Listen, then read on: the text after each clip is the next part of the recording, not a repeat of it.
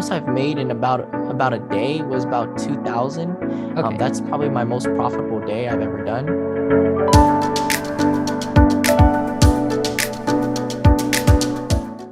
Hi there, it's Sean from SaleHoo, and today I'm interviewing Jacob. He's only 17 years old and was able to find success in dropshipping. He was even able to make $9,000 in a month doing TikTok ads for his e-commerce store. Today, we're going to pick his brain. So Jacob, can you give us a bit of background on your e-commerce journey? Maybe take us to the beginning on how you got started? When I first started, I was actually watching a lot of e-commerce videos for a while. And in the beginning, I actually was going to start off with the Amazon FBA business, but then realized how much money it really cost to start up and the higher risk value it really had.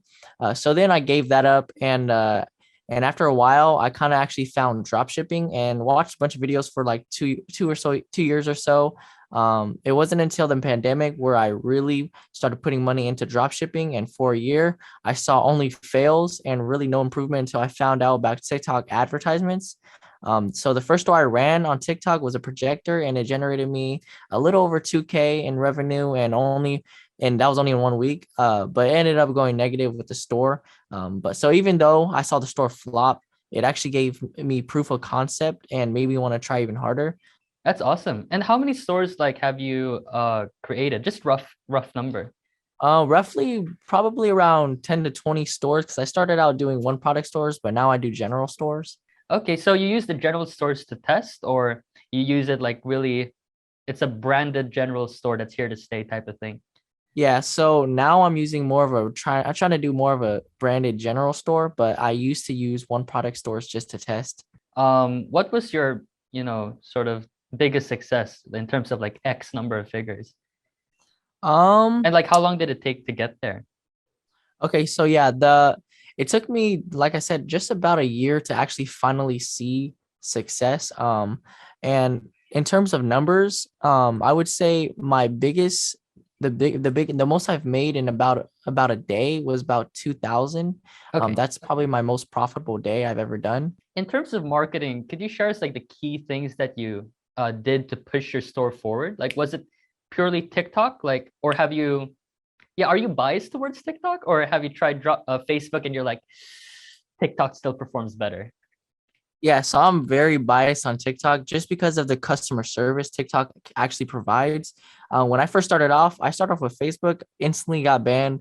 I tried to reach out to the team, and there's literally zero um, like customer service with them. But with TikTok, you're able to get customer service within like the first day or so. So yeah, I'm very biased on TikTok and the opportunity TikTok has given me. So yeah, I only do TikTok right now, but I'm looking to expand towards Google and Snapchat ads. And one of the things that actually gets my store really running and getting pushed out is trying to find new creatives every single week. So that's one thing I really recommend people who have found a winning product. Um, Try to find creatives, at least 1 to 2 new creatives every week. For the creatives, how do you create them? Do you go for like user generated content, or do you sort of, you know, ask the supplier, hey, could you give me some footage? Is that how do you go about making the creatives? Yeah, so when I first start off, I kind of, steal the creatives off of TikTok itself. But when I start getting more into the scaling phase, I go ahead and go with agencies, or I go ahead and hit up influencers, and I have them create a video for me. They post it on their account, and then I also take that video and post it on my TikTok advertisements. And yeah, so that's how I get my creatives. And when things didn't work out in marketing, how do you know when to stop? Like, how do you know that, okay, this product is just not gonna work? So when I generally test out a product, I usually have a $400 net loss cap. So once I spend $400 on that product, I end up just scrapping the product. But if I'm able to break even, I continue, and I keep continuing until I'm able to be profitable. But once I break that $400 threshold, that's pretty much when I scrap the product. In terms of advertising, like how do you allocate the budget? Especially for TikTok. So for advertising, um, For testing in particular, I only spend around on the first day $100 on the first day, and then if I see anything, like if I see look at the metrics and the metrics are doing really good, I start to increase that one ad set just around 20 to 30%. And then I like to duplicate my ad groups into a CBO, and that CBO is usually around $100 to $200 a day. I want to talk about experiments now, like what type of experiments you ran. I know that you mentioned you would experiment on creatives, like having two different creatives in the beginning, if I'm not mistaken. What were the other types of experiments you ran, especially with TikTok? Some experiments that I actually do are I test out a lot of ages, what ages do better or worse for each product, and I also like to test different type of interests, behaviors, and just more along. I test a lot of interest for each product. How about the testing sessions, right? So, you test the interest, the different demographics, right? How long does each testing session last? Does it last until you hit the break even point of the product and then you kill or scale? So yeah, usually my testing phase is usually about a week or so, or if I hit that $400 threshold.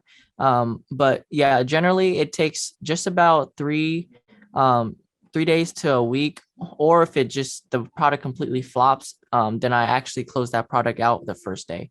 Yeah, so I try to just cycle through as many products as I can just to find that winner as fast as possible. If you were to give advice to others, what would you say are products you should avoid?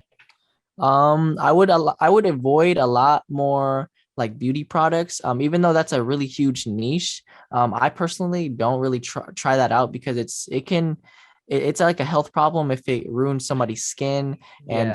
just other things like that. So I like to stay away from beauty problems, but more like to stay on the side of problem solving or gimmicky products and whatnot. What I've heard, from other people, dropshippers, it takes them about 8 product tests before they find their winning product.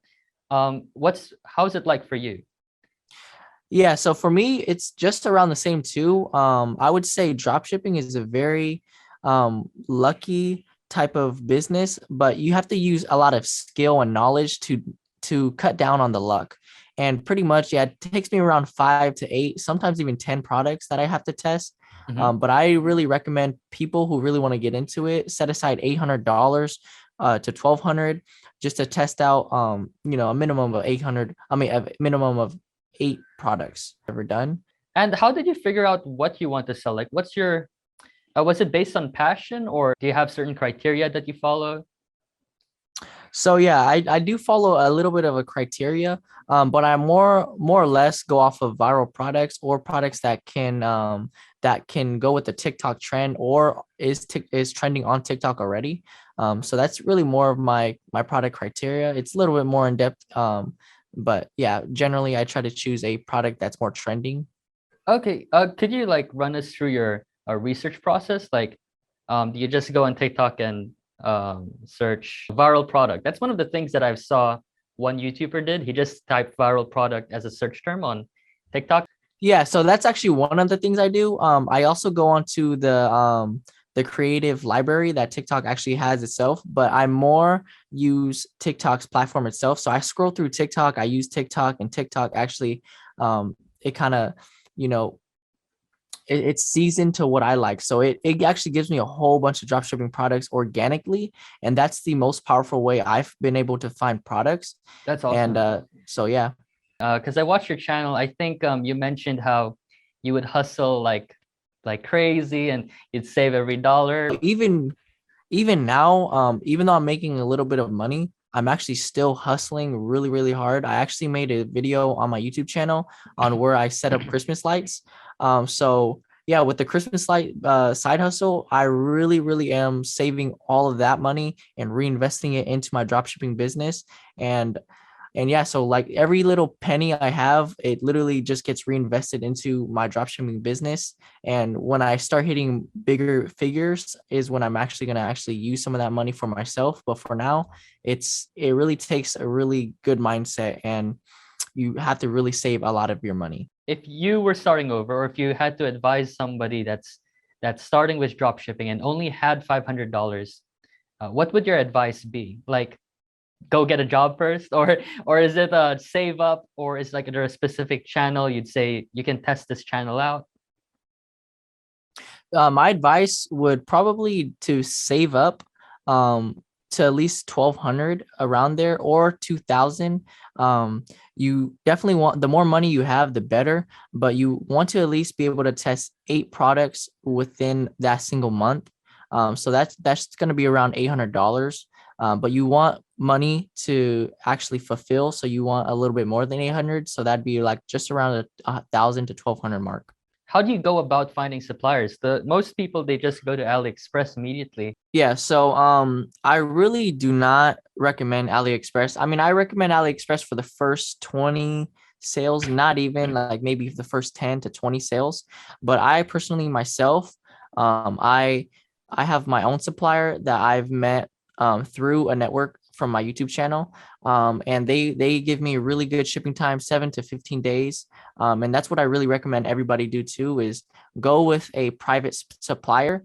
And it's pretty much the same as AliExpress, but 10 times better. And have you transitioned away from drop shipping, like into wholesale, for example, private label?